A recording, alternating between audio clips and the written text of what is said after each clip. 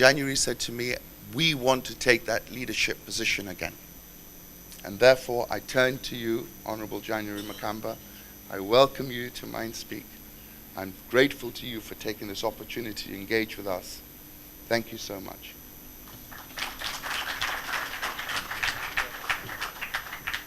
Morning. Next time, Ali, please use just January, not honorable. I want to thank you for that generous introduction, and I want to thank you again for finally getting Mindspeakk to Dar es Salaam. And I want to thank all of you for making time to attend.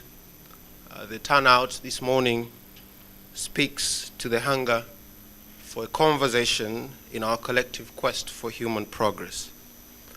Now, almost exactly 20 years ago, in this very hotel, upstairs, I think on the second floor, Mwalimu Julius Nyerere, who was the father of our nation, gave a memorable speech about the state of our nation back then. Mwalimu likened our country to a house, and he noted that the house has been shaken and that he saw some cracks. He saw some cracks on the walls, he saw some cracks on the roof, and some cracks on the foundation. And he was worried. Mwalimu said that he believed that a major task for the new leadership that we were going to elect that year, 1995, was to deal with these cracks so that they don't spread and expand to a point where our house would collapse. So we meet here today at a very critical time in the history of our country. It is time to assess whether the cracks that Mwalimu identified still exist. My view is that they still do, and some have spread and expanded, and in fact we have some new ones.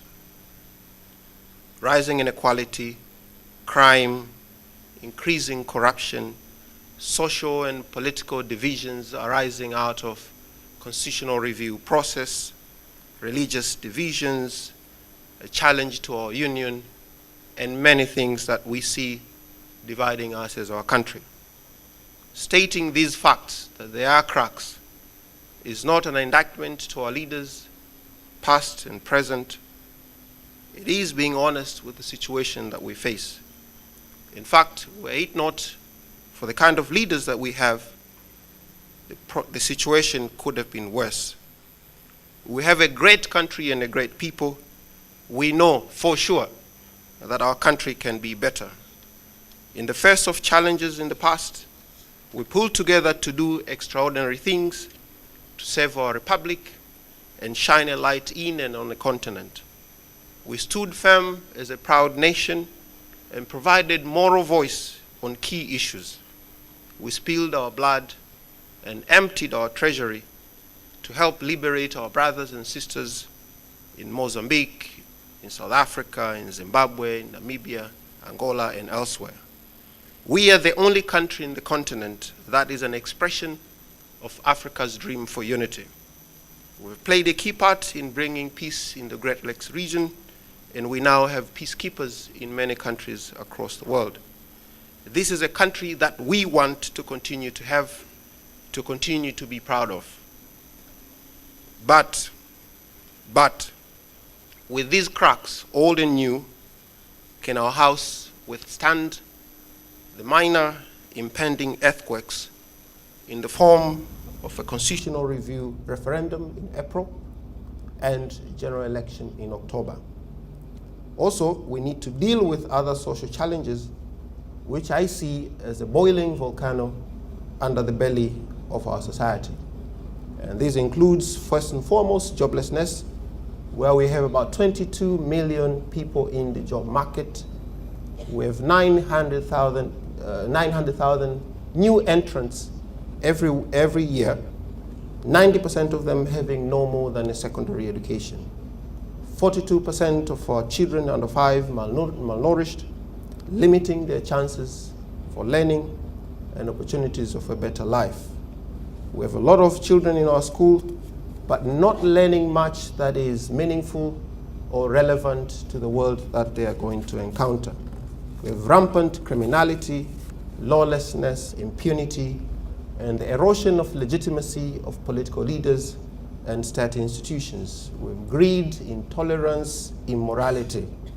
We have politicization of all aspects of our society. Fortunately, unfortunately also, we have gimmicks and showmanship among those in political life. We have bickering in the political elites. This is not the country that we want to have. Fortunately, we have devised a system of government where change is possible. Therefore, change of direction is necessary. And we have developed a political tradition here in our country where one generation hands over leadership to a younger generation. None is more responsible for the change of direction than the new generation of Tanzanians with more tomorrows than yesterday. Over the course of the history of our country, a new generation of Tanzanians has risen up to do what was needed of it. Today, my generation is being called upon. We have no choice but to answer the call and create a future that we desire for our children and grandchildren's children. Despite the challenges we face, each of the previous leaders of our country have unfailingly set a path for generational transition of leadership. There should not be exception this time around. Our party, my party, CCM, will have to step up. More people than ever are looking up to it for leadership. The brand that most young people associate with my party, that is old, tired, and corrupt, must not be doubled down by a candidate with similar brand. It must be counterbalanced by a leadership that is new, dynamic, clean, innovative, and global. This is a new era. It has unique challenges that can only be understood and tackled by this new generation, the natives of this era. So it is time for a new generation of leadership. The new and complex challenges that we face today cannot be tackled with the mindset, upbringing, understanding, socialization style of the previous era. My generation is ready to answer the call and do the necessary. We are ready to take leadership of this country and move it to new, greater heights.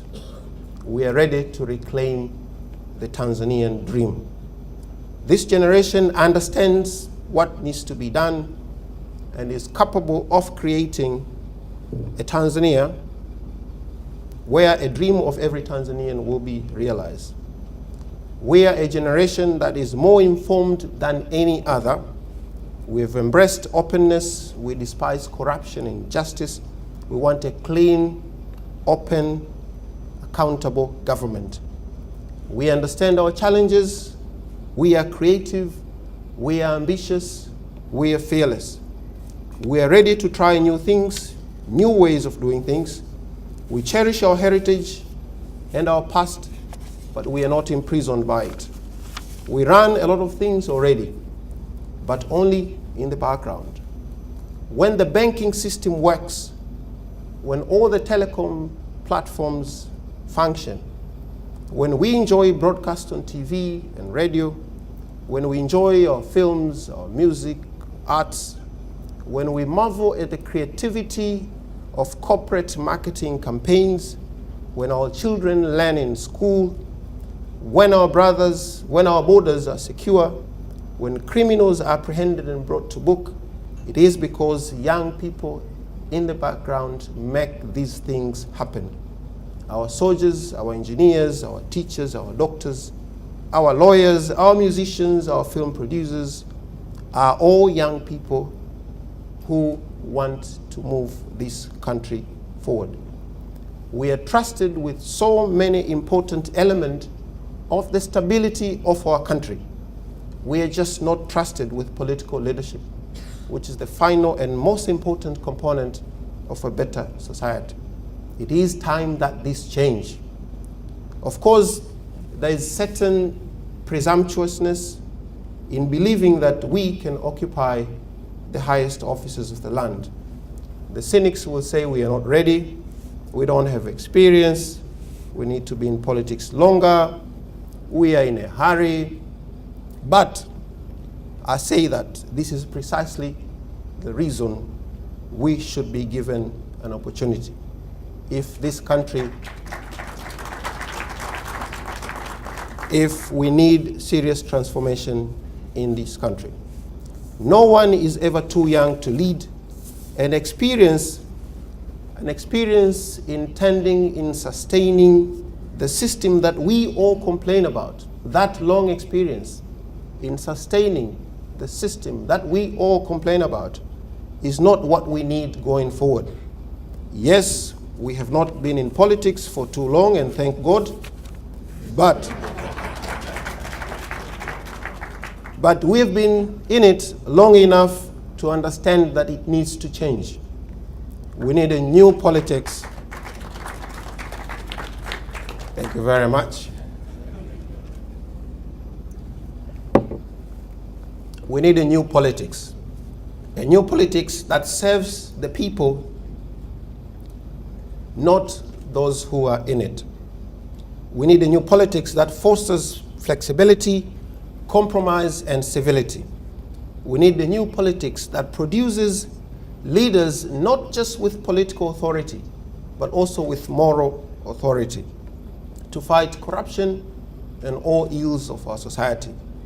We need a new politics that produces an accountable, transparent, and open government. Only a clean, ethical, and untainted leadership can bring about a new, clean, open, transparent government. Personally, I'm very proud of the experience that I've attained over the past 10 years that I've been involved in politics. As you know, and I'll speak a bit about that, as you know, our country is very big, but I've traveled to each and every district of our country, not once, but twice. I've met people of all walks of life. I've looked at their faces, I've talked to them, and I've understood their hopes and aspirations, their fears and challenges. And while at State House, I was fortunate enough to be able to read, analyze, and summarize development reports from every district of this country to prepare for presidential visits. So I still remember in each district all the challenges that people face. I've been recipient of cabinet papers for 10 years and sat in the cabinet for 5 years and able to understand how decisions are made at the highest office of the land. I know what has been done. I know what has worked. I know what has not worked. I know why, and I've learned about what needs to be done. From all the leaders that our President Kikwete, saw during his first 5 years in office, be it George Bush, King Abdullah, Muammar Gaddafi, Bill Gates, Gordon Brown, Raul Castro, I was in attendance, taking notes of the meetings, writing follow-up reports and correspondence. So I saw firsthand and learned quite a bit how diplomacy is handled, both at a personal and state level. I've pioneered innovative solutions to development challenges in my constituency. I've chaired the Energy and Minerals Committee in the Parliament, where we initiated public debates and new policy posture on fuel business, power supply, and extractives. I sat in the Leadership Committee of the Parliament, and I know very well how the Parliament operates. I also know my party very well. I was Secretary for Politics and International Affairs of CCM, a portfolio once held by President Makamba when he was Foreign Minister, Dr. Salim Ahmed Salim, Dr. Sharoz Megiro, certainly not a bad company. I was a member of the Central Committee of my party, now National Executive Committee. I've contested national elections in our party and did very well against party heavyweights. So apart from exposure in governing, I know how my party operates, and I know how to win within it. And I know for sure that CCM still retains the trust of our people and is still the best hope for this country. Now, I'm not trying to gloat here with all the positions and exposure that I've been fortunate to get, but I'm making a point here that the audacity, the chutzpah, this presumptuousness that people accuse me of does not come out of nowhere. It comes from a firm belief that we, this generation, we are better placed to lead a realization of a new Tanzania that we all dream about. And we are better placed, I am better placed, not because of length of time in politics, not because of the positions we have held, but because of the advantage that we have, which is a deep knowledge of how government and politics operate without the impossible burden of unlearning the bad tendencies of government and politics. This is not about the young against the old. This is about those who have been schooled and attached to the old way of doing things against those who are bold, willing, and fearless to steer us to a new direction. This is about those with the emotional equity in the past against those with emotional equity in the future.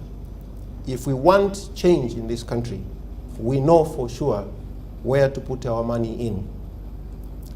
And the way we have gone about indicating our intentions to lead this country has shown what we are going to get once we succeed. I've laid out in great detail and greater specificity my vision for the future of our country in a new book written by Dr. Padre Privatus Karugendo, who is in attendance here. I have been willing to be challenged, indeed to have my ideas challenged in open forums like this. I hope to see some new ideas from my colleagues, and I hope to see the exposure of those ideas to the challenges, just like today we're going to do. Our country will be better served by leaders who are open, confident, and tolerant enough to publicly engage and allow challenges. How one runs his campaign is how one will govern. If one is willing to do bad things, including buying votes to get elected, you can be sure that they will be willing and ready to do bad things to stay in power, including repression. So the indication of the type of leaders that we're going to get is in front of us, how they're running their campaign. If it's about gimmicks and trickery, we know that that's what we're going to get. And we, this generation, have shown that we can do politics differently, which is a clear indication that we can govern differently. This is not about age. This is about ability. And we pride ourselves with ability. Now, we have identified important interventions to move our country forward, and I've said they are in the book. We have developed new ideas on almost all aspects of our society. If you go and read my book, you'll find some new innovative ideas on energy, on the economy, on jobs, on education, healthcare, regional integration, and so forth. And I hope we'll be able to talk about some of those here. But so far, we're yet to see the alternatives to what I've put on the table. People who lead our countries are humans, just like us. Presidents do not come from the moon. We should not believe, we should absolutely never believe that people who are allowed to run for office are only those who are willing to do bad things. This is a sure way of getting bad leaders. Politics don't attract bad people, because there is this saying that politics attracts bad people. No, politics does not attract bad people. It's just that good people stay out of politics. This also must change. So I want to end with a note, which is a caveat or disclaimer, that we are not, this is not a political rally. This is not a campaign. I've just made a case for a new generation of leadership. And I hope we will have a conversation about our ideas and what precisely that means.